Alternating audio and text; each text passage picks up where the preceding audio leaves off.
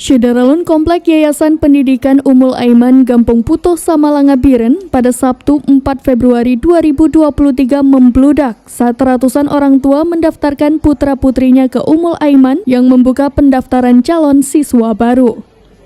Halaman tengah dan samping dipenuhi orang tua mendampingi putra-putrinya. Pendaftaran dibuka mulai dari Sabtu dan Minggu hingga akhir Februari 2023. Ketua Panitia Penerimaan Santri Baru, Tengku TM Zikri mengatakan, pendaftaran santri baru tahun ajaran 2023-2024 berjalan lancar dan para pendaftar pun mulai ramai.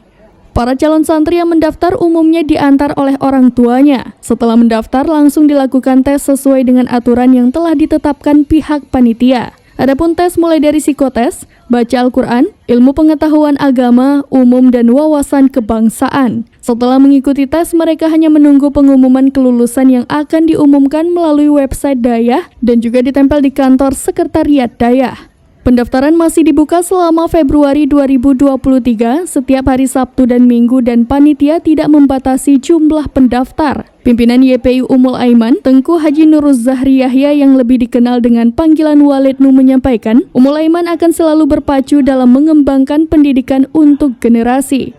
Walid memfokuskan santri-santri belajar ilmu agama melalui kitab-kitab Turats.